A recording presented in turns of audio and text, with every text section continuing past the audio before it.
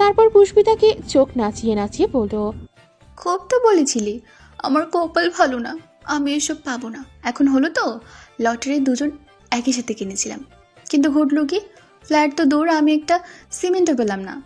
পুষ্পিতা নির্বাক শ্রোতার মতো শুনছে। সবটা তার কাছে স্বপ্নের মতো এখনো।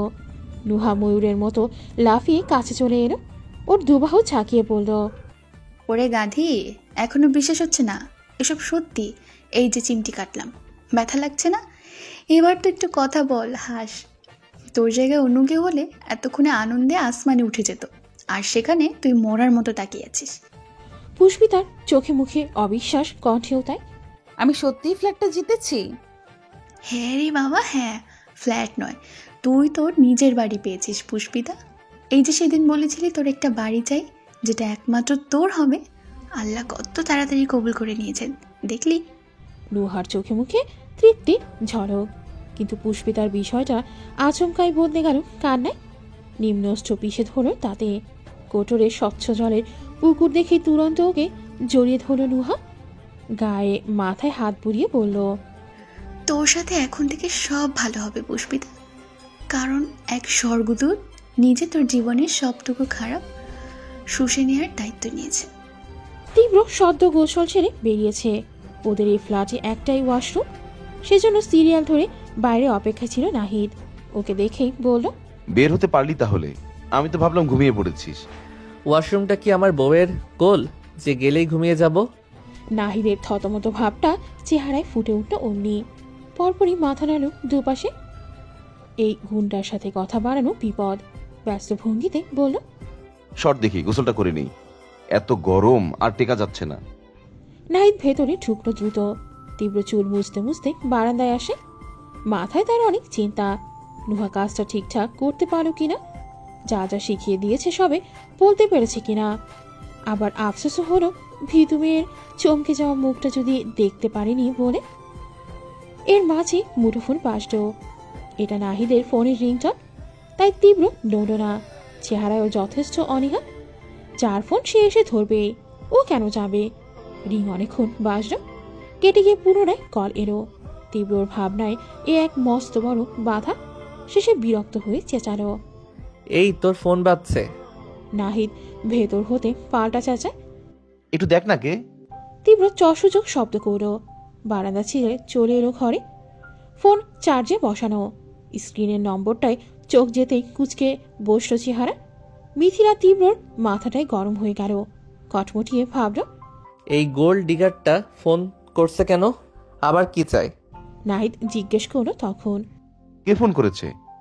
বাড়ি থেকে কেউ? তীব্র চটজলদি উত্তর দিতে পারল না। মিথিলার সাথে নাহিদের যোগাযোগ নেই কনফার্ম। থাকলে ও সবার আগে জানত। লুকিয়ে লুকিয়ে কিছু করার ছেলে নাহিদ নয়। তাহলে কি মিথিলাই যেচে যোগাযোগ করতে চাইছে? কিন্তু তীব্র থাকতে তো এসব হতে দেবে না। এই মেয়ের কথা শুনলেই গরুটা আবার দুর্বল হয়ে পড়বে। নচ্ছার মেয়ে একেবারে সুবিধার নয়। সরল নাহিদটাকে চুষে নিয়েছে পুরো। এখন নির্ঘাত নতুন কোনো ফোন দিয়ে এটেছে মাথায়, যেখানে ওর নাহিদকে দরকার। তীব্র তো বোকা নয়। এই গোল্ড ডিগারের ধারে কাছেও সে আর নাহিদকে যেতে দেবে না। তীব্র খট করে লাইন কাটলো। মিথিলার নম্বরে গোটা গোটা অক্ষরে কিছু মেসেজ টাইপ করে সেন্ড করলো চটপট। সাথে সাথেই চ্যাটলিস্টটা মুছে ফেললো আবার। তারপর নম্বরটা ফোন বুক থেকে ব্লক লিস্টে পাঠালো। সব কিছু ডিলিট করে 4টে 2 ডিজিট তুলে সেটাকে মিথিলা লিখে সেভ করে। বড় বড় একটা শ্বাস টানল বুকে। উত্তর পাঠালো নাহিদকে। না, ব্যাংক থেকে। কোন ব্যাংক? তীব্র খ্যাক করে ওঠে। এত কথা কিসের তোর? যেটা করছিস কর তো। নাহিদ বিড়বিড় করলো, বাপ রে, এত রাগের কি হলো? কথায় কথায় যেভাবে খেপে উঠিস, এমন করলে বউ টিকবে না। এদিকে খিটমিটে মেজাজে পাইচারি করছে মিথিলা। এই নিয়ে হাজারবার নাহিদের নম্বরে ডায়াল করেছে সে। তখন একবার কল ঢুকলো, তারপর আর যাচ্ছে না। ব্লক করেনি তো? ভাবতে মেয়েটা থমকে দাঁড়ায়। নাহিদ ওকে ব্লক করবে? নাহিদ? পৃথিবীতে এও সম্ভব? না না, এমনটা কোনো দিন হবে না। ছেলেটা ওর প্রতি যা দুর্বল, কিন্তু ব্লক না করলে কল যাচ্ছে না কেন? একবার তো ব্যস্ত বলার কথা নয়। তখনই টুং করে একটা মেসেজ এলো ফোনে। নাহিদের নম্বর দেখে ঝটপট ইনবক্স খুলল মিথিলা। এই লোভীর বাচ্চা লোভী, আমার জীবনে আগুন লাগিয়ে এখন আবার কল দিচ্ছিস কেন? একটু শান্তিতে আছি, সহ্য হচ্ছে না। আরেকবার যদি কল দিয়েছিস, বাড়ি গিয়ে তোকে তোর বাপ শুদ্ধ পিটিয়ে আসবো কিন্তু। পুরোটা পরে মিথিলার মাথা চক্কর কাটে। বাকরুদ্ধতায় কথা বলতে ভুলে গেল কিছুক্ষণ। জিভটা কেমন ঠকঠক করে কাঁপছে। এই মেসেজ নাহিদ পাঠিয়েছে? এসব কি ভাষা? নাহিদের মুখে এমন কিছু মিথিলা শুনবে কি কল্পনাও করতে পারছে না। ছেলেটার এই কদিনেই ওর প্রতি এত ঘৃণা জন্মেছে। হতাশ প্রহত হৃদয় মিথিলার কান্না পেয়ে গেল। মুঠোফোন দূরে ছুঁড়ে মারল জেদে। দুহাতে মুখ ঢেকে হু হু করে কেঁদে উঠল। তারপর তীব্রর মনে তখন পৈশাচিক খুশি। সানন্দে ফোনটাকে আবার চার্জে বসিয়ে রাখল। তখনই কলিং বেল বাজে। তীব্রর মনে হলো নুহা এসেছে, হয়তো ওর খচখচে চিত্তে স্বস্তি দিতে কোনো সুসংবাদ নিয়ে। সে সশস্ত্র পায়ে দৌড় খুলতে গেল। ছিটকিনি নামতেই বেরিয়ে আসে অতি কাঙ্ক্ষিত সেই মুখ। পুষ্পিতা এসেছে। তীব্রকে দেখে একটা লম্বা সালাম দিল প্রথমে, আদলে তার সূর্যকিরণ। হেসে হেসে বলল, স্যার মিষ্টি। কাচের গোল বাটিটা বাড়িয়ে দিল সাথে। তীব্র কপাল গুটিয়ে শুধালো, কিসের মিষ্টি? আমি গত সপ্তাহে একটা লটারি কিনেছিলাম, সেখান থেকে ফ্ল্যাট জিতেছি। সেই খুশিতে আন্টি মিষ্টি আনিয়েছেন। নুহা নিচতলায় দিতে গিয়েছে, আমাকে বললো আপনাদের বাসায় দিতে, তাই এলাম আর কি। পুষ্পিতা ফটর ফটর করে জানালো। ঠেসে ঠুসে আটকে রাখলো বক্ষপটের উচ্চাটন। তীব্রর কাছে আসরে অন্ত কাপাকাপির এক ফোঁটাও সে দেখাবে না। সত্যি বলতে এখানে মিষ্টি দিতে কেউ পড়েনি, ও নিজে আগ বাড়িয়ে এসেছে। এই অজুহাতে তীব্রর সঙ্গে দুটো কথা বলার আশায়। তীব্র সোজাসুজি নজর পুষ্পিতার হাসির আলোয় আলোকিত রানুনে। এই তো এই হাসি সে দেখতে চেয়েছিল, সেই জন্যেই যে এত কাঠখড় পোহানো। তুষ্টিতে তীব্রর বুকের পাহাড়ে তুষার ধস নামে। প্রসন্ন হয় নুহার প্রতি। মেয়েটা তাহলে সব ঠিক ঠিক করতে পেরেছে। কিন্তু নিজের এত ভালো লাগার একাংশ বুঝতে দিল না তীব্র। অবাক হওয়ার ভান করে বলল, লটারিতে ফ্ল্যাট? বাহ, কোথায় পেয়েছো? ওই সদরের কাজটায়। তীব্র পাটি ধরল না, বুকের সাথে দুই হাত গুজে বলল, ফ্ল্যাট পেয়ে তুমি অনেক খুশি, তাই না? পুষ্পিতা মাথা ঝাঁকালো।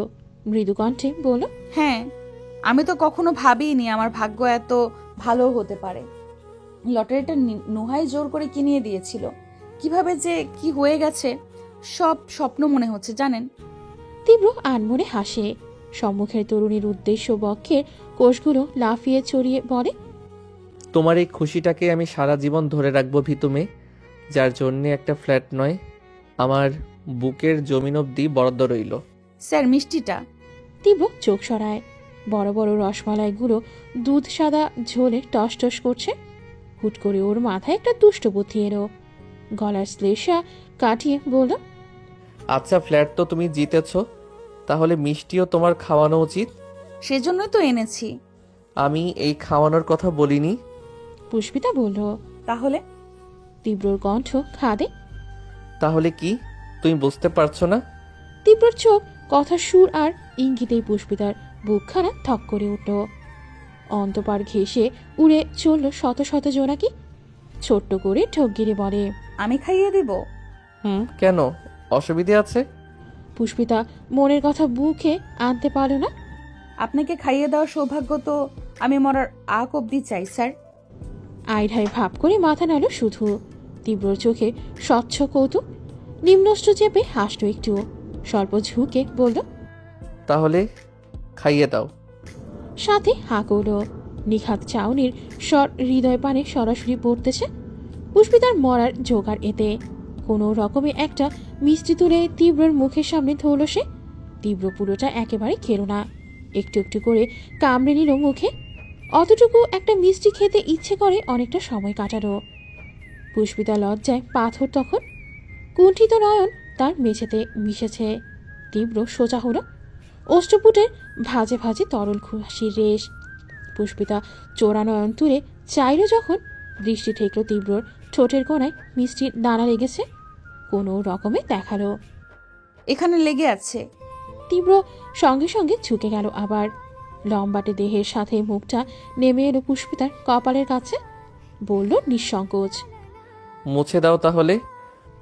পুষ্পিতার শ্বাসরুদ্ধকর দশা হয়, কিন্তু হুকুম তামিল করতে ভোলেনি। ওনার মাথা তুলে ঠোঁটের চারপাশ মুছিয়ে দিল। একজোড়া চোখ, অভিন্ন কিছু অনুভূতি, আর দুজনের তপ্ত শ্বাসের টক করে সেই মুহূর্তটা মোহময় হয়ে ওঠে। পুষ্পিতা মনে খেই হারায়, তীব্রর দিকে ঠিকরে রাখে প্রণয় নজরের সবটুকু। সে পুরুষ কি টের পেল তা? আচমকা এক ভয়ানক কাণ্ড ঘটালো তীব্র। খপ করে পুষ্পিতার হাত ধরে ফেলল। চমকে উঠল মেয়েটা। প্রেমিকার নয়ন তারাই কিছু শঙ্কার মেঘ হৈ হৈ পাল তুলল। তীব্র হাতটা শক্ত করে ধরেছে, ব্যথা দিতে নয়, আগলে রাখতে।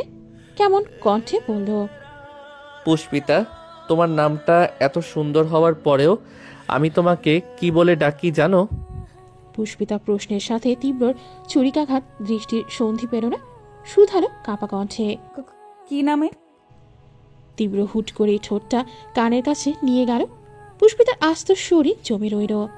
যখন স্তব্ধ কিছু হাওয়া উড়ে এসে বলে, আমার ভীতু মেয়ে। বিকেলবেলা নাহিদকে ছাদে যেতে দেখে নুহাও পিছু পিছু এলো। ছাদের শেষ মাথায় গিয়ে পিঠ ফিরিয়ে বসেছে সে। নুহা দূরে দাঁড়িয়ে কিয়ৎক্ষণ উকিঝুঁকি দিল। নাহিদের কাঁধ বেশ চওড়া, তাই বিশেষ কিছু দেখতে না পেরে শুধালো।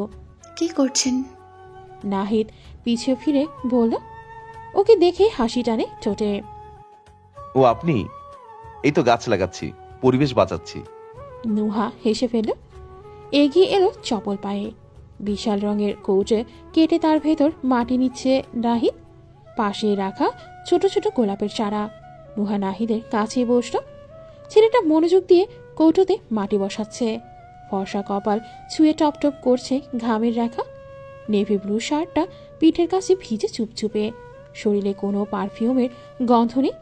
ঘরমাক্ত ব্যস্ত এক যুবক, অথচ নুহা আবিষ্কার করে ফেলল এই ছেলেটির প্রেমে একটু নয়, তার থুবড়ে পড়ার রেশ ভীষণ রকম গাঢ়। কিন্তু ওনার মধ্যে তো তার ছিটে ফোটাও নেই। এই যে নুহা পাশে বসেছে, অথচ দেখো তার সব নিবেশন ওই ফুলের চারায়। নুহার প্রথমবার আফসোস হলো, কেন এই মুহূর্তে সে ফুলের চারা ছুঁয়ে জন্মায়নি। তাহলে নাহিদের মনোযোগ সবটুকুই এখন ওর উপর থাকতো না। নিজের বোকা বোকা ভাবনায় নুহার নিজেরই হাসি পেল। হাসলো ফিক করে। নাহিদ অমনি ফিরল ওর দিকে, শুধালো ভ্রু কুচকে। কিছু হয়েছে? মেয়েটা সতর্ক হয়ে হাসি থামায়, দুপাশে মাথা নেড়ে বলে, কই না তো। হাসলেন কেন?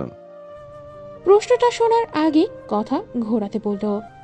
একা একা গাছ লাগাচ্ছেন, আমি হেল্প করি মিস্টার নাহিদ?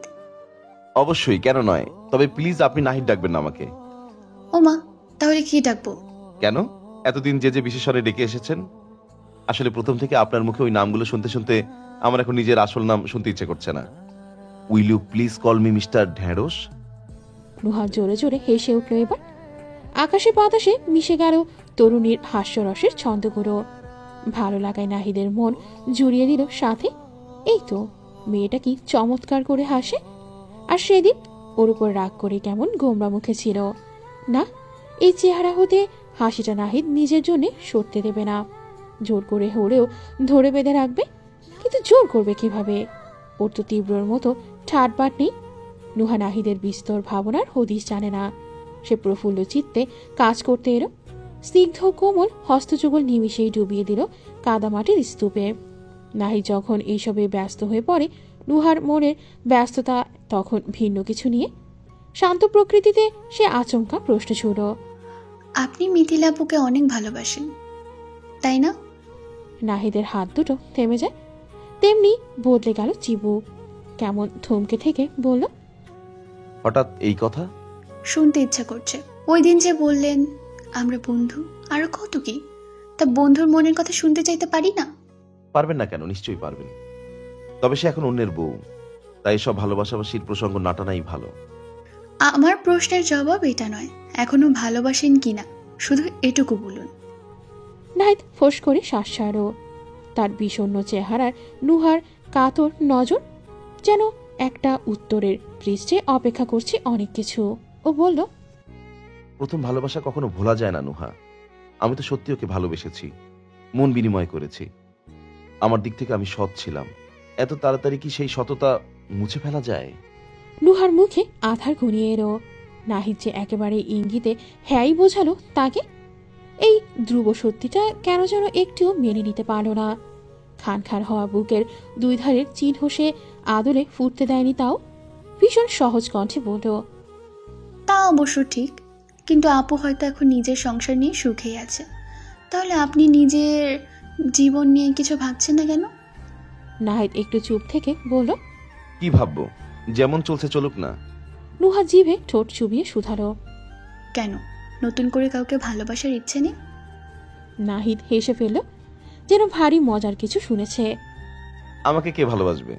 আপনি বলেন আমি ঢ্যাঁড়স, বন্ধুরা ডাকে গরু, বাড়িতে বাবা ডাকেন বেয়াক্কেল। এমন ছেলেকে কেউ জেনে বুঝে জীবনে জড়ায় বলুন তো? দেখলেন না মিথিলা কি করলো? এরপরেও আবার ভালোবাসতে যাব, আবার ছ্যাঁকা খাবো। প্রতিবার আমার বাঁকা শির দ্বারা সোজা করতে তো আমার বন্ধুরা আসবে না। নুহা শক্ত চিবুকে ভাবল, বেয়াক্কেল তো তুই বটে, নাহলে পাশে বসে একটা মেয়ে তোর প্রেমে হাবুডুবু খাচ্ছে, আর তুই বলছিস আমাকে কে ভালোবাসবে? মুখে বলল, আপনি মন থেকে চেয়ে দেখুন, কেউ না কেউ ঠিক আসবে। নাহিদের কথায় অনীহা। আমার আসলে ইচ্ছে নেই বুঝলেন, তবে ভাগ্যে কি আছে তা তো আর জানি না। বাড়িতে এখনই সবাই বিয়ে বিয়ে করছে, ওদের চাপে বিয়ে করলেও এত তাড়াতাড়ি আমি কাউকে ভালোবাসতে পারবো না। এক মিথিলাকে ভালোবেসে এমন কুল হারিয়ে ফেললাম, নতুন করে ঢেউয়ের খোঁজ করার সাহস আমার নেই। নুহার কেমন কান্না পেয়ে যাচ্ছে। ভেতরে সেই শক্তপোক্ত বুনিয়াদ আর টলছে হাওয়ায়। খুব প্রয়াসেই স্বাভাবিক থেকে বলল, মানুষের মন কখনো ঢেউয়ের মতো হয় না, মন হয় গাছের মতো। একটা গাছ ততক্ষণ মরে না যতক্ষণ একে আমরা ভালোবেসে আগলে রাখি। এই গোলাপের চারাগুলোই দেখুন না, ওদের যদি আপনার মন ধরা হয়, তাহলে এই যে আজকে আপনি কিছু সার, কিছু জল আর কিছু মাটির সাথে নিখুঁত মনোযোগ দিয়ে ওদের টবে লাগাচ্ছেন, এতেই কিন্তু ওরা সারা জীবন বেঁচে থাকবে না। আজ থেকে প্রতিটা দিন একটু একটু করে আপনার ওদেরকে যত্ন করতে হবে। অল্প অল্প করে ওরা বড় হবে, তখন একটা শক্ত খুঁটি করতে হবে ওদের ধরে রাখতে। একসময় আপনার সেসব যত্নের প্রতিদান হিসেবে ফুল ফুটবে গাছে, সতেজ পাতা বলবে, দেখো তোমার চারপাশটা সুগন্ধে মাতাল করে দিতে আমার অংশকে আমি পৃথিবীতে এনেছি। আমাদের মনও ঠিক একই রকম, একে অন্যের দ্বারস্থে ফেলে রাখতে নেই, এর দায়িত্ব আমাদের, শুধু আমাদের। মন বড্ড নাজুক, আপনি হাতের মুঠোয় নিয়ে ওকে শাসন করতে পারবেন না, কিংবা যা বোঝাবেন ও তাই বুঝবে না। ওকে আকাশের মুক্ত পাখিদের মতো উড়তে দিতে হবে। ও উড়বে, যত ইচ্ছে উড়বে, শুধু আপনি দূর থেকে একটু যত্ন আর একটু ভালোবাসা দিয়ে ওকে আগলে রাখবেন, ব্যাস। ও ও একদিন ফুলের মতো বিশেষ কিছু উপহার দেবে আপনাকে। কিন্তু তা না করে আপনি যদি ওকে ভাগ্যের ওপর ছেড়ে রাখেন, তাহলে চলবে কি করে বলুন তো? নাহিদ সব কথা মন্ত্রমুগ্ধের ন্যায় শুনল, অবাক হয়ে বলল, আপনি জীবনকে এত সুন্দর করে ভাবেন নুহা, কই আগে কখনো এভাবে বলেননি তো। নুহা মুচকি হেসে বলল, আগে আমিও ভাবিনি, আপনারই মতো নিজের মনকে অবহেলায় ফেলে রেখেছিলাম। এই তো কিছুদিন ধরে আমি ওকে খুব যত্ন করছি জানেন, আর তার বিনিময়ে ও কিন্তু আমাকে খুব দামি একটা জিনিস দিয়েছে। কি সেটা? নাহিদের প্রশ্নে আগ্রহ। নুহা ঠোঁট টিপল। সেই দামি জিনিস যে স্বয়ং নাহিদ, তার বলতে পারল না। প্রসঙ্গ কাটালো। আমার কথাগুলো শুনে আপনি কিছু অনুভব করলেন? আপনার কি করা উচিত সে নিয়ে? নাহিদ নিষ্পাপে ন্যায় বলল, কি করব আপনি বলে দিন না। নুহা হাসল। আমি কেন বলবো?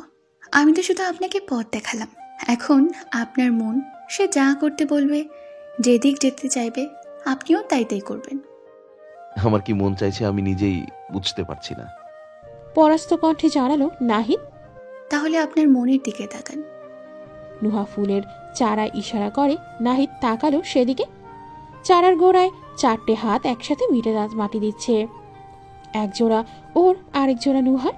নাহিদের কপালে ভাঁজ বসল। কিছু বুঝতে না পেরে পাশ ফিরল আবার। নুহা উঠে দাঁড়ালো হঠাৎ। এর অর্থ আপনি যেদিন বুঝবেন, সেদিন আপনার সব প্রশ্নের উত্তর আপনি পেয়ে যাবেন নাহিদ। আমাকে নতুন করে আর কিচ্ছু বলতে হবে না। তারপর ঘুরে হাঁটা ধরল সে। খোরশিদুল পলাশের সাথেই যোগাযোগ করার অনেক চেষ্টা করেছেন, কিন্তু সব জায়গা থেকেই তাকে ব্লক করে রেখেছে ছেলেটা। নাগারে পাবার কোনো উপায় নেই। ভদ্রলোক তারপর ফোন করেন পলাশের বাবা মাকে, আর ঠিক ততবার মুখের ওপর কল কেটেছেন তারা। শেষে হাল ছেড়ে বিমর্ষ চিত্তে বসে রইলেন খোরশেদ। এর মাঝে সালমা এলেন ঘরে। ওনার মুখেও সমান অন্ধকার, মন মেজাজ কারণেই ভালো নেই। মিথিলা ঠিক করে খাবার মুখে তুলছে না। খোরশেদেরও একই অবস্থা। দুজনকে খাওয়ার কথা বলতে বলতে সালমার মুখ ব্যথা হওয়ার জোগাড়। অবশ্য যা সব ঘটেছে, গলা দিয়ে কারোরই বা দানা নামবে। খোরশেদের হাতের মুঠোয় ফোন। চেহারায় ঘোর আমাবস্যা দেখেই কপালে ভাঁজ ফেললেন তিনি। কাছে এসে শুধলেন। কি হয়েছে? ভদ্রলোক দীর্ঘশ্বাস ফেললেন। পলাশদের কারোর সাথে যোগাযোগ করতে পারছি না। এখনো এসব নিয়ে পড়ে আছো? আর যোগাযোগ করে কি লাভ বলো তো? যা হওয়ার সে তো হয়েই গেছে। তালাকনামায় সই নিয়েছে যখন, কিছু কি আর বেঁচে আছে? খোরশেদের আহত ভঙ্গি নিমিষে শক্ত হলো। অমন করেই বললেন। তোমার কি মনে হয় আমি সব ঠিক করতে কল দিয়ে যাচ্ছি? না, অন্য কারণে দিচ্ছি। আমি জানতে চাই আমার মেয়ের সাথে ওরা এমন কেন করলো, কিসের কম ছিল আমাদের। ওরা মোটামুটি যা চেয়েছে সবই চেষ্টা করেছি আমি। মেয়ের গা ভরে স্বর্ণ দিলাম, ছেলেকে মোটা চেন, আংটি, দামি স্যুট, বুট। 70 জনের কথা বলে 100 জন এসে গণ্ডপিণ্ডে খেয়ে গেল। সেসব কি এই 6 মাসের মাথায় আমার মেয়েকে বাড়ি থেকে বের করে দেওয়ার জন্য? এরপর সব আমি চুপচাপ মেনে নিব? তাহলে কি করবে? ওদের সাথে তর্ক করবে, না থানা পুলিশ করবে? যেটাই করো না কেন তাতে সম্মান কি বাড়বে আমাদের? না মেয়ের ঘর জোড়া লাগবে? উল্টো ওদের শিক্ষা দিতে গিয়ে মেয়েটাকে দিনের পর দিন হেনস্থা হতে হবে না? আজ ঘটনা কেউ জানে না, কাল সবাই জানবে। আর সবার আগে আমাদের মেয়ের কথা শোনাবে জানো আম্মা। তিনি তো তোমার মতোই আরেকজন।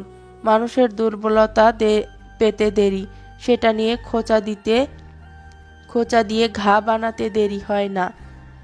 নিজের নাতনি হলেও মিথিলা ওনার কতটা অপছন্দের সে তো আর অজানা কিছু নয়।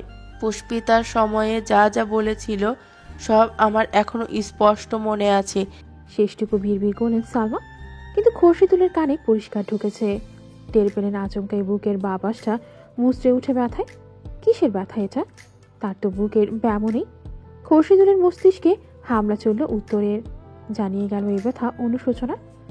চট করে কিছু অতীত বইয়ের পৃষ্ঠার মতো উল্টে পাল্টে চোখের পর্দায় ভেসে উঠল। মনে পড়ে গেল মিথিলার সেই বিয়ের রাতের কথা। স্বয়ং ওনার চোখের সামনে দিয়েই তো পুষ্পিতাকে বিট্টু মাস্টার তুলে নিয়ে গিয়েছিল। সবটা জায়গায় দাঁড়িয়ে দাঁড়িয়ে দেখেছেন খোরশেদুল, কিন্তু কিচ্ছুটি করেননি। করতে কি পারতেন না? চাইলে হয়তো আটকানো যেত, কিন্তু না। কিছু স্বার্থের তাগিদে কুরুপ এঁটেছিলেন মুখে। চেয়েছিলেন যা ইচ্ছে হোক। পুষ্পিতার ক্ষতি হলে তো তার তো কিছু নয়। আর তারপর মিথ্যে দোষ দিয়ে মেয়েটাকে বাড়ি থেকে তাড়িয়ে অবধি দিয়েছিলেন, শুধুমাত্র দায়িত্ব হতে হাঁপ ছাড়বেন বলে। এসব কি পাপের খাতায় যুক্তি হয়নি? আচ্ছা, এই কর্মফলটাই কি তিনি পাচ্ছেন এখন? কোনোভাবে ওনার অন্যায়ের জন্যে কি মিথিলার সাথে এমন হলো? খোরশেদুলের নিভু নিভু চোখ জোড়া সতর্কতায় হকচকিয়ে ওঠে। অমন সরল মেয়ের প্রতি কুৎসিত অবিচার করার শাস্তিটাই কি এখন হাতে নাতে দেওয়া হচ্ছে তাকে? খোরশেদ চোখ নামিয়ে নিজের ভাঙা হাতটা দেখলেন এক পল। মন বলল, চিন্তা বলল সমস্ত শরীরের শিরা উপশিরাও। হ্যাঁ, পাচ্ছেন। স্তব্ধের ন্যায় বসে থাকা খোরশেদুলের ওপর নজর ফেললেন সালমা। গভীর ভাবনায় দেখে শুধালেন। কি ভাবছো? নড়ে চড়ে উঠলেন ভদ্রলোক। হুম। তারপর আবার সেই ঠোঁট নামিয়ে চুপটি করে গেলেন। সালমা ভাবলেন হয়তো মিথিলার চিন্তা করছে। আশ্বাস দিয়ে বললেন, তুমি এসব নিয়ে এত ভেবো না খোরশেদ। যা হওয়ার হয়েছে মেনে নাও। আর মিথিলার সামনে এই নিয়ে কোনো কথা তুলো না। মেয়েটা এমনিতেও সদ্য ঘর ভাঙার শোকে কাহিল হয়ে আছে। এটা ওটা করে ব্যস্ত রাখার চেষ্টা করলেও আমি তো মা, আমি বুঝি। আমাদের এই সময় ওর পাশে থাকা উচিত। আমরা বরং ওকে ওর মতো ছেড়ে দিই। খোরশেদুল নিশ্চুপ। সালমা কথা শেষ করে উঠতে নিলেই প্রশ্ন ছুলেন হুট করে। আমি পুষ্পিতার সাথে অনেক অন্যায় করেছি, তাই না সালমা? ভদ্রমহিলা থমকে গেলেন স্থানে। অবাক চোখে বলেন, হঠাৎ এ কথা? খোরশেদুলের কণ্ঠে ভাঙনের সুর। আমরা সত্যি আজকে এমন মনে হচ্ছে সালমা আমি হয়তো খুব বড় অপরাধ করে ফেললাম। নইলে দেখো পুষ্পিতা যতদিন আমাদের সাথে ছিল কখনো খারাপ কিছু হয়নি, ভালোই ছিলাম আমরা। এসব ঝামেলা ঝঞ্ঝাট কিছুই ছিল না, কিছু না। অথচ ও যাওয়ার পরপরই আমাদের জীবনে কেমন অমূল্য একটা পরিবর্তন এসে গেল। ঘর থেকেও শান্তি নেই, কেমন কেমন যেন সংসারের সব অশান্তি ফুরিয়ে যাচ্ছে। দেখেছো এইসব ওই অনাথ বাপ মা হারা মেয়েটার সাথে অমানুষের মতো আচরণের শাস্তি নয় তো সালমা? সালমা হাঁ করে চেয়ে রইলেন, মুখে টু শব্দ এলো না, চোখে মুখে অবিশ্বাস। এসব কি ঠিক শুনছেন? খোরশেদ সত্যিই অনুতপ্ত, কিন্তু এই দু কথায় অতীত ভুলে তিনি গড়ে যেতে পারলেন না। কঠোর চিবুকে বললেন, পুষ্পিতাকে নিয়ে আমি তোমাদের সাথে কোনো আলোচনাই করতে চাই না। ফিরতে পা বাড়ালেন সালমা। তখনই হাতটা টেনে ধরলেন খোরশেদ। ভদ্রলোকের চোখে পানিতে চমকে গেলেন রমণী, স্তম্ভিত আওড়ালেন, তুমি কাঁদছো কেন খোরশেদ? খোরশেদের চোখের জল কোটরেই রইল না। সত্যি সত্যি ঝরঝর করে কেঁদে ফেললেন ভদ্রলোক। সালমা আমার খুব অনুশোচনা হচ্ছে, বিশ্বাস করো। আমার মনে বলছে পুষ্পিতা আমাকে অভিশাপ দিয়েছে, হয়তো সেজন্যই আমি আমার মেয়ে আমাদের ভালোটুক আল্লাহ তুলে নিয়েছেন। নইলে 6 মাসের মাথায় আমাদের মেয়ের সংসার ভাঙবে কেন? অজানা লোক এসে আমাকে বা পিটিয়ে যাবে কেন? সালমা নিরুত্তর। কখনো কি ভেবেছিলেন পুষ্পিতার জন্য ওর স্বামীকে কাঁদতে দেখবেন এভাবে? মেয়ের তালাকের ব্যাপারটায় খোরশেদুলের ভেতরটা নড়বড়ে হয়ে গিয়েছে। ওপর থেকে সহজ রইলেও ভেতর ভেতর যে একটু বেশি ভেঙে পড়েছেন বুঝতে বাকি নেই ওনার। এই মুহূর্তে পুরনো ক্ষততে নতুন করে নুন ছোটালেন তিনি। আগের মতো পাশে বসে বলেন, আচ্ছা ঠিক আছে, কেঁদো না, শান্ত হও। তুমি যে তোমার ভুলটা বুঝতে পেরেছো খোরশেদ, এই অনেক। খোরশেদ ঘন ঘন মাথা নাড়লেন, হাঁসফাঁস করে বলেন, ভুল নয় সালমা, ভুল নয়। এই পাপ আমি পাপ করেছি। কিসের পাপ?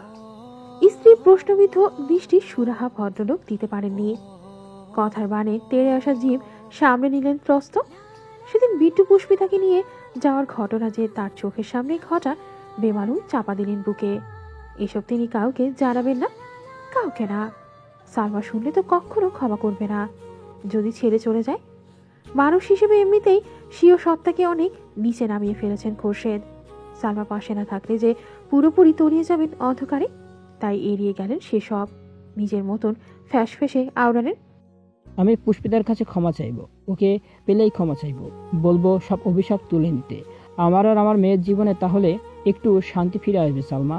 সালমা কাষ্ঠ হাসলেন উত্তরে, বিড়বিড় করলেন, আমার পুষ্পিতা কাউকে অভিশাপ দেওয়ার মেয়েই নয়। নুহা ঘরে ঢুকতেই ভাঁজ বসল ভ্রুতে। বিছানায় হাঁটুতে থুতনি গুজে বসে আছে পুষ্পিতা। শুভ্র আননে একটিও প্রদীপ শিখা নেই। আবার কি হলো মেয়েটা?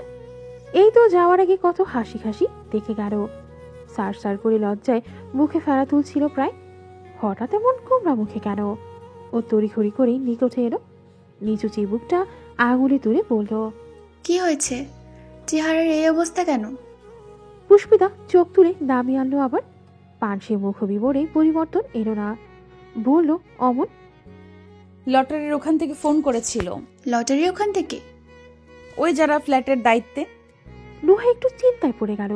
পুষ্পিতাকে ওখান থেকে ফোন করবে তীব্র এসব বলেনি। সায় মেলালো তাও। ও আচ্ছা, কি বললো? এই সপ্তাহেই শিফট করতে। নুহা খুশি হয়ে বলল, আরে বাহ, এটা তো ভালো খবর। তুই তাহলে আজকেই গোছগাছ করে ফেল, আমিও আম্মুকে বলে রাখছি। পুষ্পিতা সাথে সাথে বলল, আমি কোথাও যাব না।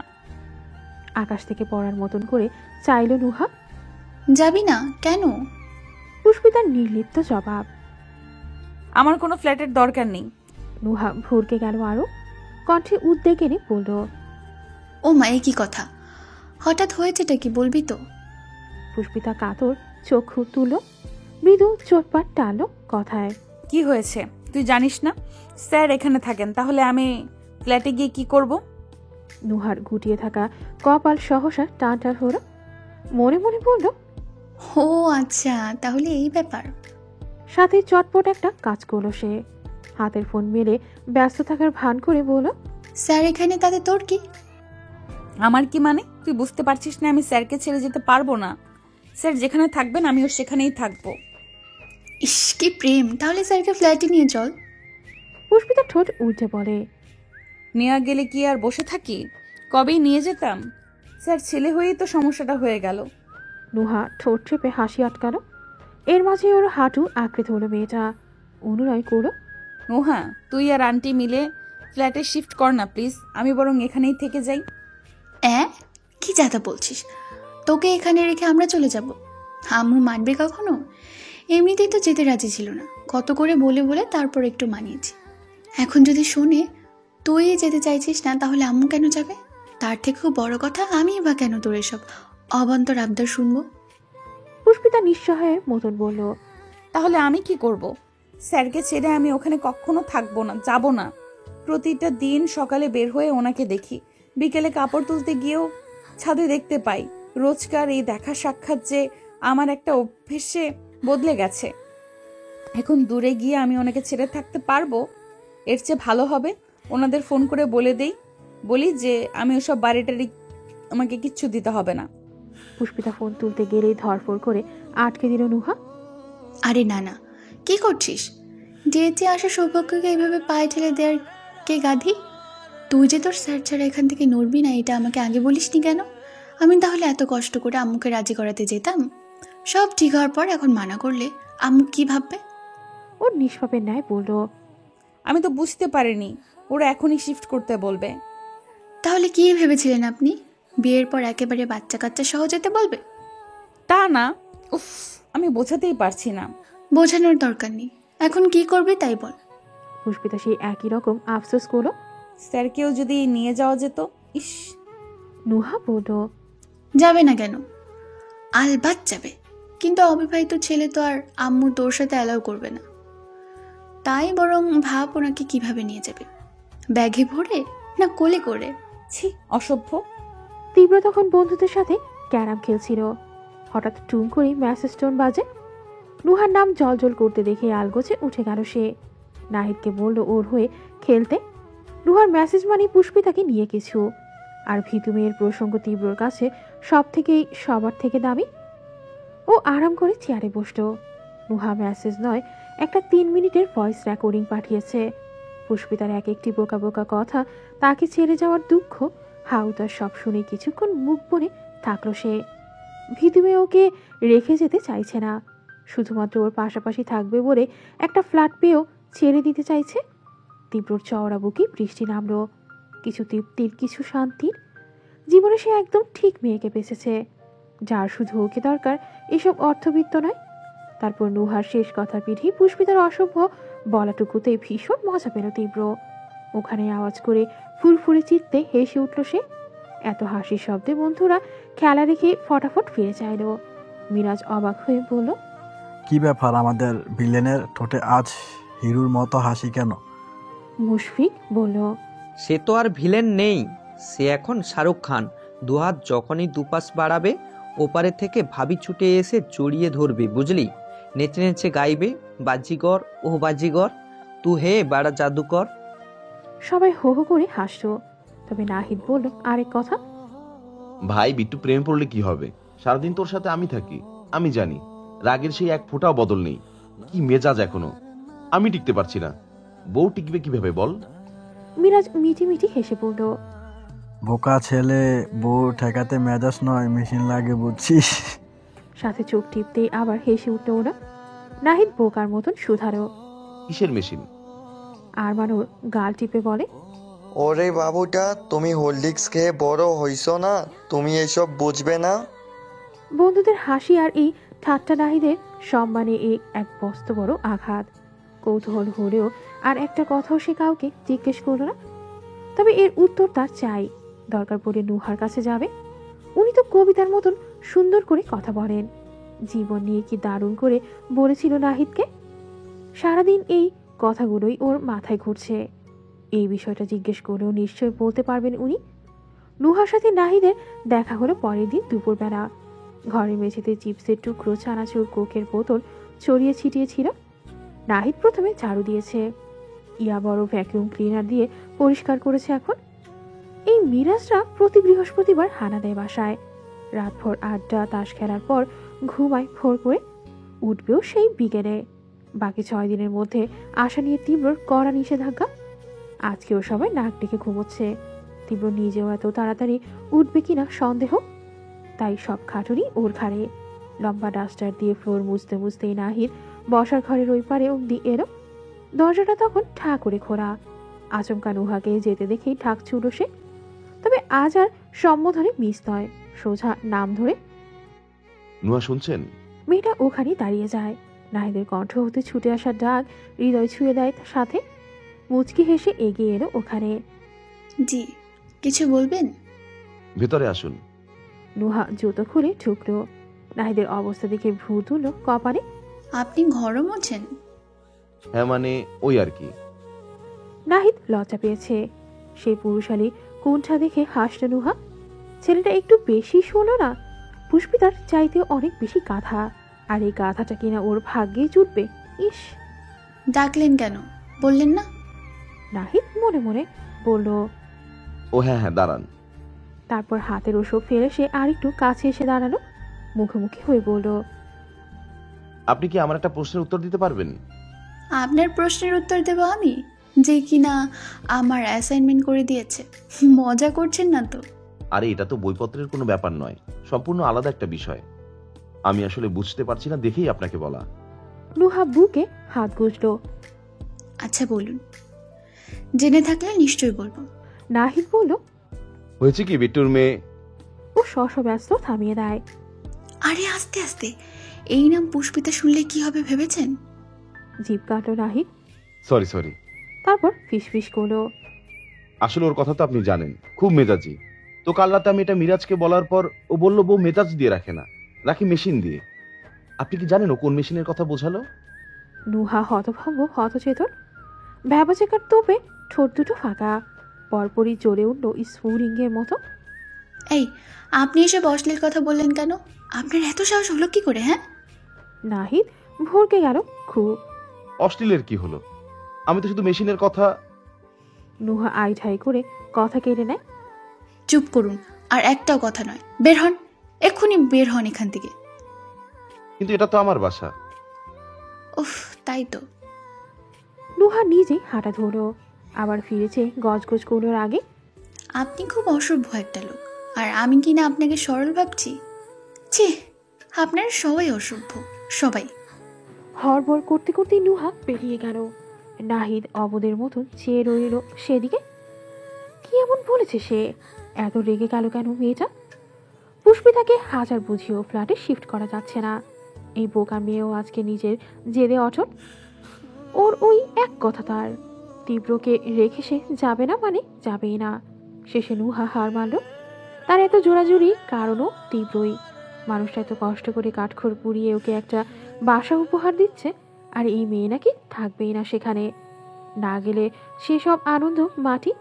একটা ফ্ল্যাট পাওয়াতে যে কিছু সীমাবদ্ধ নয়, সেসব এখন কিভাবে বলবে নুহা? উপায় বাতলাতে মেয়েটা আবার তীব্রর কাছে এলো।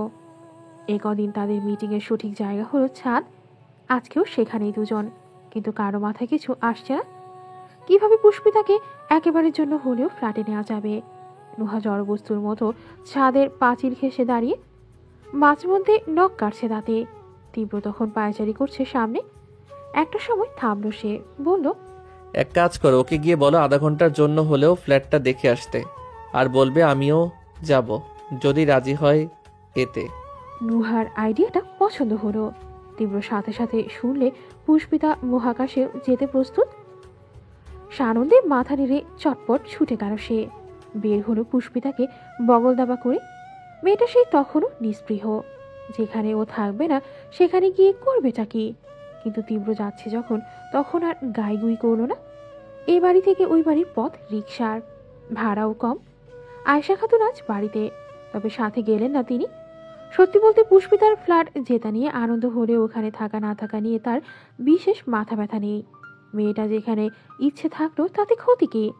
এখানে থাকতে তো আর অসুবিধা হচ্ছে না, বরং নুহার সময় কাটে। এত বড় মেয়েকে একটা শূন্য বাসায় একা রাখতে হয় না। গল্প করার জন্য মনের মতো একটা সঙ্গী পেয়েছে সে। আর যদি ওখানে থাকতে চায় তাও থাকুক। মোট কথা পুরো ব্যাপারখানায় তিনি পুষ্পিতার মর্জির উপর ছেড়ে রেখেছেন। 15 মিনিটের মাথায় পুষ্পিতার সেই নতুন গন্তব্যে এলো। সদরের সবচেয়ে উঁচু ভবনে যা। পুষ্পিতা হা করে ফেলল। এখানকার একটা ফ্ল্যাটও 10 টাকায় জিতেছে ভেবে ও রিক্সা থেকে নামতে নামতে একবার চারপাশটা দেখলো। অধৈর্য চিত্তে শুধালো, স্যার। আরে আসবে আসবে, তুই চল। ফ্ল্যাটের ভেতরে ঢুকেই পুষ্পিতার ভ্রু কপালে ওঠার জোগাড়। এত সুন্দর খোলামেলা, আলো বাতাসে ভর্তি, কত বড় বড় বারান্দা, মেঝের সাদা টাইলসগুলো হীরের মতন চকচকে। আচ্ছা, মানুষের টাকা পয়সার কি কোনো মায়া নেই? একটা লটারিতে কেউ এমন বাড়ি দেয়? নুহা পুষ্পিতার পেছনে দাঁড়িয়ে। পুষ্পিতা চারপাশ দেখতে দেখতে আরো ভেতরে ঢুকলো। প্রতিটা ঘরে মানানসই আসবাব পাতানো দেখে অবাক না হয়ে পারল না। বিভ্রান্ত কণ্ঠে বলল, এসব ফার্নিচার কার? নুহার উত্তর তৈরি। কেন তোর, মানে যারা ফ্ল্যাট দিয়েছে তাদের? এগুলোও তো ফ্রি। পুষ্পিতার খটকা লাগলো এবার। এমনিতেই একটা ফ্ল্যাট, তার উপর আবার আসবাবপত্র ফ্রিতে। সন্ধিহান চোখ মুখ দেখে অপ্রস্তুত ভাব জোর করে ঠেসে রাখলো নুহা। হেসে বলল, আরে এত কি ভাবছিস, এখনো তো ভেতরটাই দেখলি না, আয় আয়। পুষ্পিতাকে আর একটাও প্রশ্ন করার সুযোগ দিল না সে। টেনে টুনে সাথে নিয়ে চলল। শোবার ঘরে পা রেখে চমকে উঠল পুষ্পিতা। বিছানার পাশের দেয়ালে সালমা আর রাহাতের সাথে তার নিজের ছবি লাগালো। ওই তো এক পাশে সে, আরেক পাশে ছোট্ট রাহাত। কি সুন্দর মমতায় পাখির মতো দুজনকে আগলে রেখেছে মনি। ফ্রেমে নয়, ছবিটা যেন রং তুলিতে আঁকা। পুষ্পিতা স্তব্ধের মতো দাঁড়িয়ে রইল কিছুক্ষণ, তারপর দৌড় থেকে দৌড়ে এলো কাছে। ছবিটা এত বড়, আধিপত্য পুরো দেয়া জুড়ে। পাগলের মতো সেই ছবিতে হাত বোলায় পুষ্পিতা। কতদিন পর দেখছে ওদের। সে একবার রাহাতের চোখ, নাক, ঠোঁট সব ছুঁয়ে ছুঁয়ে দেখে। মনিকে ধরে আরেকবার। আবেগে কোটরে জল ছুটে এলো। কণ্ঠনালীতে উপচে উঠল তুফানের মতো কান্নার স্রোত। দুহাত মেলে দেয়ালের সাথে সাথে মা ভাইয়ের ছবিটাকেও আঁকড়ে ধরল সে। ডাকলো বোঝা গলায়, মনি, আমার মনি। নুহাও সমান বিস্মিত। তীব্র বলেছিল পুষ্পিতার জন্য সারপ্রাইজ রেখেছে, কিন্তু সেটা যে এদের ছবি দিয়ে ও জানতোই না। এই জন্যই সেদিন পুষ্পিতার কোনো ফ্যামিলি ফটো আছে কিনা জিজ্ঞেস করেছিল, কিন্তু ওর কাছে তো ছিল না। তাহলে কোথায় পেলেন উনি? নুহাও তো দূর আর ভাবে না। এতটুকুতেই তীব্রর প্রতি সম্মান আর শ্রদ্ধায় শতবার লুটোপুটি খেল। এমন চমৎকার সারপ্রাইজ হয়তো গোটা পৃথিবীতে হয় না। পুষ্পিতার কাছে তো রাহাত আর মনি ওর পরিবার, ওর পৃথিবী। কিন্তু মেয়েটার মনের খবর তীব্র ভাইয়া কিভাবে বুঝলেন?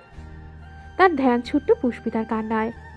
কতগুলো মাস পর একটু দেখছে সবাইকে, হোক ছবিতে, তাও ছুতে পারছে তো।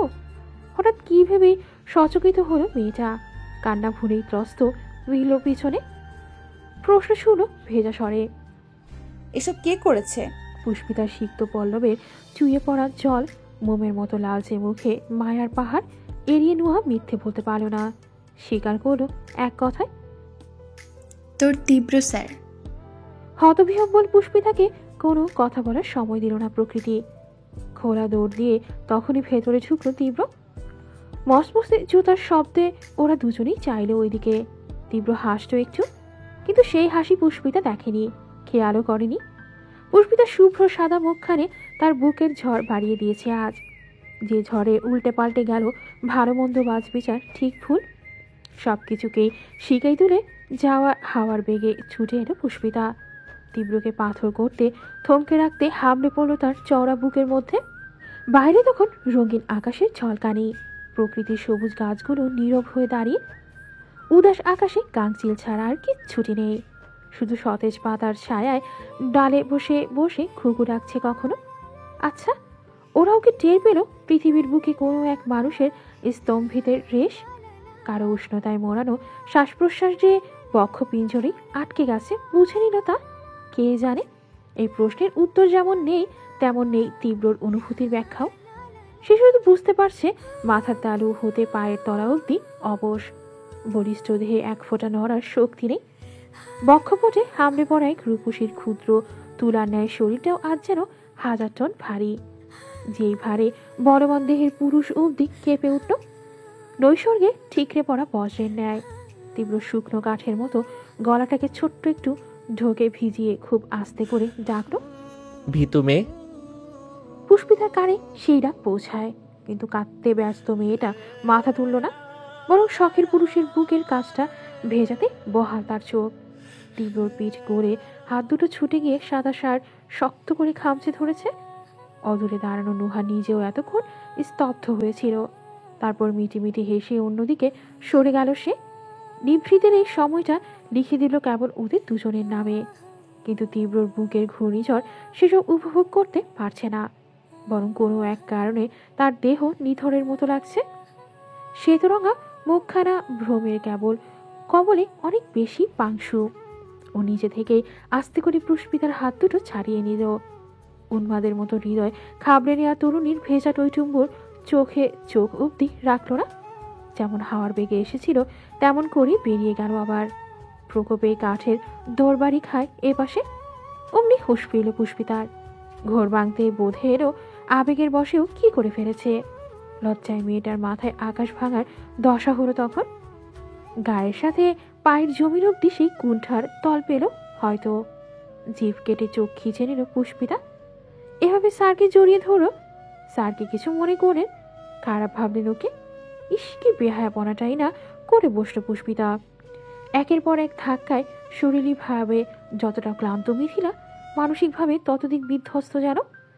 কিছুদিন ধরে নাহিদকে সে হন্ডে হয়ে খুঁজছে বিট্টু মাস্তানের পুরো দলবলকেও, যারা করিমের টং দোকানে আড্ডার মেলা বসাতো, কিন্তু পায়নি। করিম জানিয়েছে ওরা এখানে অনেকদিন আসে না। নাহিদের কথা জিজ্ঞেস করতেই বললেন এ নামে তিনি কাউকে চেনেন না। মিথিলার মাথা জট পাকিয়ে যাচ্ছে। ও তো শুনেছিল বিট্টু মাস্তান তার জিপ নিয়ে এখানেই বসতো। হ্যাঁ, নাহিদের আনাগোনা হয়তো কম ছিল, সেই জন্য দোকানদার চেনেন না। কিন্তু হুট করে এতগুলো লোক উবে গেল কোথায়? সবার কথা বাদ, গোল্লায় যাক দুনিয়া। শুধু নাহিদকে যে মিথিলার খুব প্রয়োজন, তাকে না পেলে তো বিবেকের এই দংশন কিছুতেই থামবে না। আর না পাওয়া হবে সব প্রশ্নের উত্তর।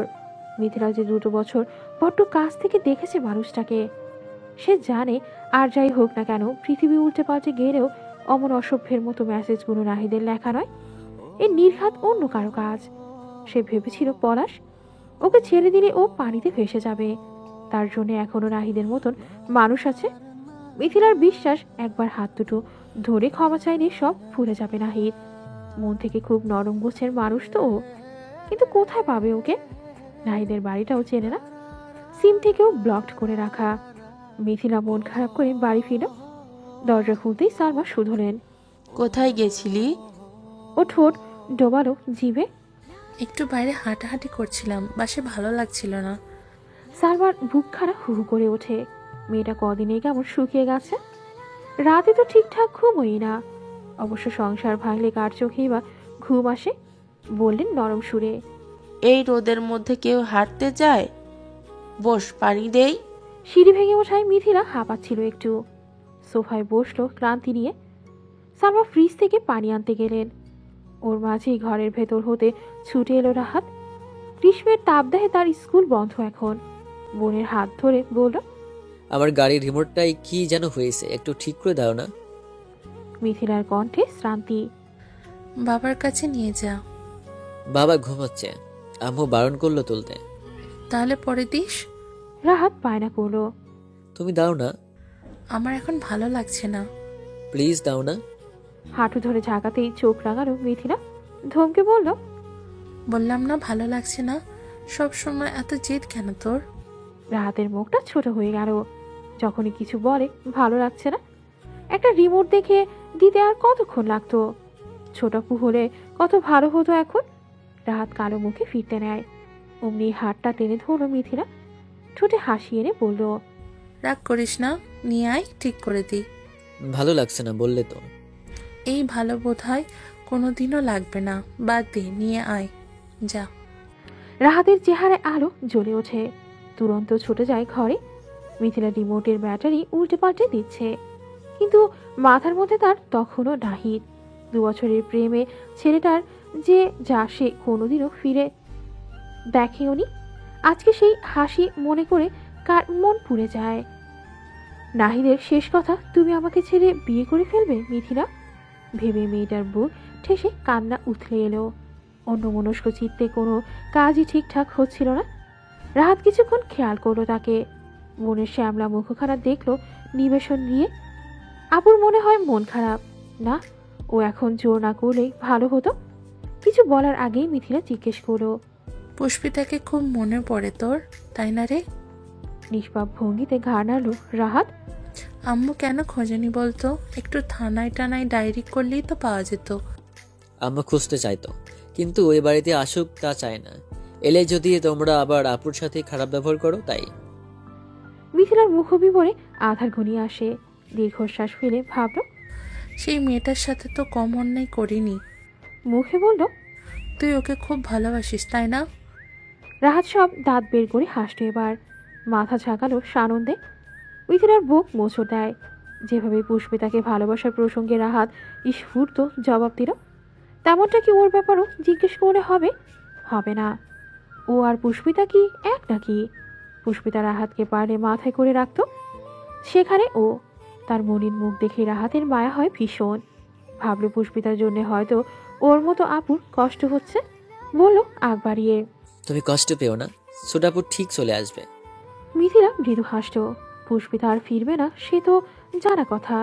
ফিরলে কি এতদিন সময় নিত? রাহাতটা ওকে মিছিমিছি সান্ত্বনা দিচ্ছে। বলল এমনি এমনি। পুষ্পিতা তোকে বলে গেছে? অন্য একজন বলেছে। কে বলেছে? সহসায় সচেতন ভঙ্গিতে চুপ করে গেল রাহাত। এই রে, তীব্রতাকে বারণ করেছিল এসব কাউকে না বলতে, আর একটু হলেই তো বলে দিচ্ছিল।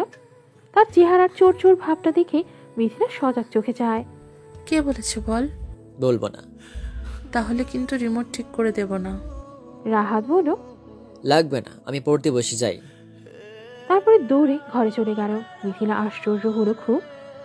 এক্ষুনি এত বায়না করছিল জানিয়ে সেটা ফেলেই চলে গেছে। রাহাতের হাব ভাব তো ঠিক লাগছে না। পুচকিটা পুষ্পিতার ব্যাপারে নির্ঘাত কিছু জানে। আগুন ঝরার রোদ, মাটি, নদী, ফসলের গায়ে একরকম খা খা শূন্যতা। প্রখর উষ্ণতায় মাথার তালু অবধি টকবক করতে চাইছে। নিবিড় নিস্তব্ধ কোলাহলহীন দুপুর, অথচ ওই তুখর রোদ্দুর গায়ে মেখে খোলা পার্কের বেঞ্চেই থম মেরে বসে আছে তীব্র। উত্তাল সুনামি বুকের ভেতর, সমস্ত শরীর চুপচুপ করছে ঘামে।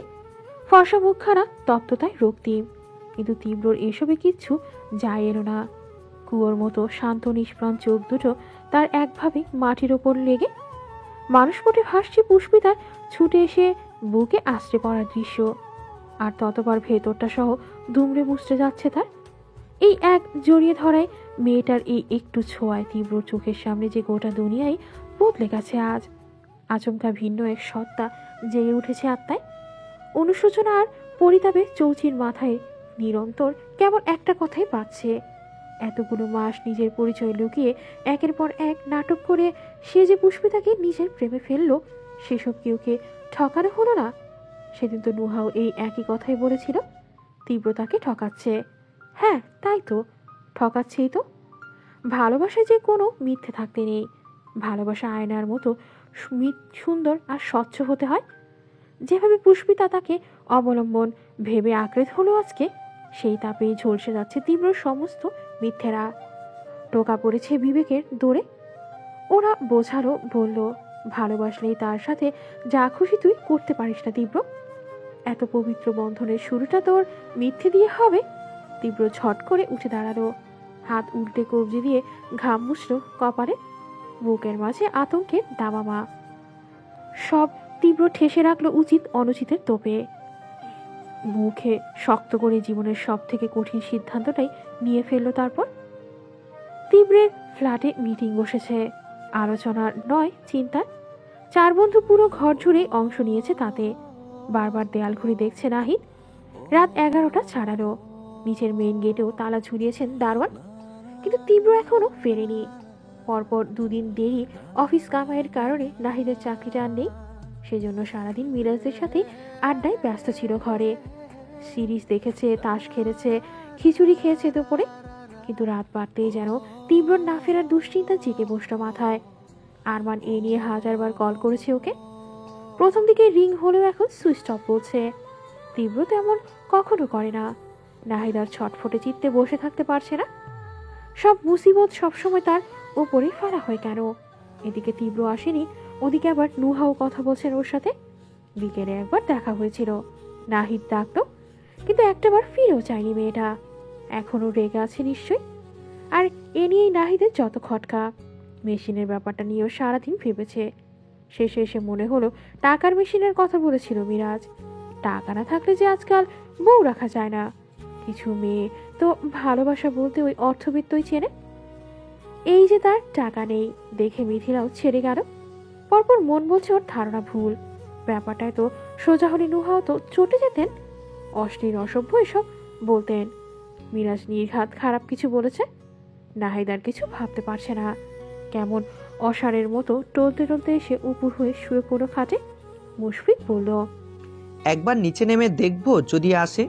মিরাজ বলল, তালা লাগিয়েছে তো, এলে ফোন করতে আমাদের। মাথা নাড়ল ওরা। যুক্তি হাজারটা থাকলেও বন্ধুর চিন্তায় কাহিল মনের স্বস্তি মেলে না কিছুতেই। এপাশের ফ্ল্যাটের অবস্থা তার থেকেও করুণ। পুষ্পিতা গলা কাটা মুরগির মতো হাঁসফাঁস করছে শুধু। সেই যে স্যার বেরিয়ে গেলেন, সারাটা দিন দেখা নেই। নাহিদের কাছে শুনেছে ঘরেও ফেরেননি উনি। ফোনটাও নাকি বন্ধ। আচ্ছা, কোনো বিপদ হলো না তো? মেয়েটা দিশেহারার মতন বিছানায় এপাশ ওপাশ করছে। নুহা পাশেই ঘুমিয়ে। পুষ্পিতা মাখো মাখো অন্ধকারে দেয়াল ঘড়ির জল জলে কাটা দেখল। স্যার কি এখনো ফেরেননি? এত দেরি তো কখনো করেন না। তবে কি তখন ওভাবে জড়িয়ে ধরায়? পুষ্পিতার হৃদযন্ত্র শঙ্কায় থেমে থেমে যাচ্ছে। ফ্যাস ফেসে চিত্ত যখন ভয় ঢুকেছে, আচমকায় তার স্বরে মুঠোফোন বাজল। প্রকোপে ভূমিকম্প তুলল মাথার বালিশ। পুষ্পিতা অবাক হলো একটু। নুহার আয়েশা ছাড়া ওকে ফোন করার কেউ নেই। আর না কেউ ওর এই সিমের নাম্বার জানে, তাও এত রাতে। কৌতূহলে ও ফোন এনে সামনে ধরল। স্ক্রিনে অচেনা নম্বর দেখে বিভ্রান্ত হলো মেয়েটা। বিরক্তিতে রিসিভ করে তাও। ওপাশ থেকে তাকে হ্যালো বলারও সময় দেওয়া হলো না। কেউ একজন কণ্ঠে মায়া মিশিয়ে ডাকল, ভীতু মেয়ে। পুষ্পিতা থমকে গেল বিস্ময়ে। শোয়া হতে ত্রস্ত লাফিয়ে উঠল। তীব্র ফোন করেছে। নম্বর কোথায় পেল? এত কিছু ভাবার সময় পুষ্পিতার নেই। হড়বড়িয়ে শুধালো, স্যার স্যার আপনি কোথায়? আপনার ফোন বন্ধ ছিল কেন? সবাই কত চিন্তা করছে জানেন? তীব্র এতগুলো প্রশ্ন বেমালুম এড়িয়ে যায়। কণ্ঠের গতি সুস্থির। কেমন করে বলল, একবার নিচে আসবে? অবাক হলো পুষ্পিতা। এখন? ওর কণ্ঠে অনুনয়। প্লিজ। তারপর খট করে লাইন কেটে গেল। পুষ্পিতা ফোনের ওপর সময় দেখল ফের। 12টা পার হয়েছে। গাজীপুরের মতো মফস্বলে এখন অনেক রাত।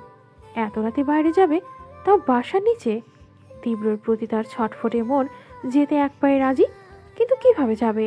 আন্টি তো ঘরেই ঘুমোচ্ছেন। পুষ্পিতা কি করবে বুঝতে পারছে না। অসহায় মুখে পাশ ফিরতেই ভরকে গেল কিছু। এক ভ্রু তুলে চেয়ে আছে নুহা। ও থতমত খেয়ে বলল, ঘুমোসনি? যেই নড়াচড়া করছিলি বিছানার খাটগুলোও তোর সাথে দুলছিল, ঘুমাবো কি করে? পুষ্পিতা মাথা নোয়ালো। নুহার নিজে থেকে প্রশ্ন ছড়ে, তীব্র ভাইয়া ফোন করেছিলেন? ঘাড় নাড়ল সে। কোথায় ডাকছে? পুষ্পিতার কণ্ঠ দিরুজ। নিচে। এই সময়? নুহার কপালও গুছিয়ে এলো ভাঁজে। ও বলল, কি করব এখন? উনি তো মনে হয় অপেক্ষা করছেন। কি করব মানে? যাবি? কিন্তু আন্টি। আমি আছি কি করতে, আয়। নুহা ফিসফিস করে বলল। অধৈর্যে চাঁদ হাসছে তার। পুষ্পিতা একটু হলে হাফ ছাড়ে। যাক, নুহা নিশ্চিত কোনো না কোনো ব্যবস্থা করে দেবে। পেছনে পুষ্পিতাকে নিয়ে সামনে সামনে এগিয়ে যায় নুহা। শব্দের রাজত্ব কমাতে মেঝেতে পা টিপে টিপে হাঁটে। মায়ের ঘরের সামনে এসে থামলো ওরা। নুহা আস্তে করে দরজাটা টেনে বাহির থেকে লাগিয়ে দিল। তেমনি সন্তর্পণে সিঁড়িতে এসে বলল, যা, আমি এখানে আছি, ভয় নেই। পুষ্পিতার মুখ দেখে মনেও হলো না সে ভয় পাচ্ছে। সম্পর্কে শুরু হয়নি দীর্ঘ কোনো প্রেমালাপ, অথচ এক পুরুষের ছোট্ট একটু ডাকে চঞ্চল পায়ে নিচে ছুটল সে। এর কারণ কি? বুক উজাড় করা ভালোবাসা। নুহা মনে মনে হাসত। পুষ্পিতা অন্ধকারে ভয় পায়, একা থাকতে পারে না। কেউ জোরে কথা বলে বুক ছলকে উঠত। সেই মেয়ে আজ কোথাকার তীব্র ডাকে অন্ধকারকে পেছনে ফেলে সাড়া দিতে ছুটছে। আহা, প্রেম একটা মানুষকে কতটা বদলে ফেলে। অমন দাঁড়িয়ে বড় বড় করে শ্বাস নিল নুহা। কাতর চোখ ফেলল। একবার পাশের ফ্ল্যাটের দরজার ওপর ভেতরে একটা মানুষ আছে, যার জন্য আজকাল তারও ঘুম হয় না। পুষ্পিতার মতো সেও প্রহরে প্রহরে ছটফটিয়ে মরে। শুধু দুজনের গল্পটা আলাদা। একজন ভালোবাসা পেয়েও না জানার দুঃখে, আর আরেকজন সে তো এখনও ভালোবাসাই পায়নি। পুষ্পিতা নিচে এলো কয়েক সেকেন্ডে। মেন গেট তখন ঠা করে খোলা। দারোয়ান চাচা সজাগ হয়ে চেয়ারে নিয়ে বসে ওকে দেখে ঠোঁট টিপে মুচকি মুচকি হাসতেন। পুষ্পিতা যে উন্মাদনা নিয়ে এসেছে ওসব ছাপিয়ে এইটুকু হাসিতেই তিল পরিমাণ অস্বস্তিতেও মাথা তুলতে পারেনি। তার ব্যগ্র চোখে চাউনি এদিক ওদিক বিক্ষিপ্তভাবে ছুটছে। তীব্রকে খুঁজছে তারা। হন্যে নয়নের হদিস দিলেন দারোয়ান নিজে।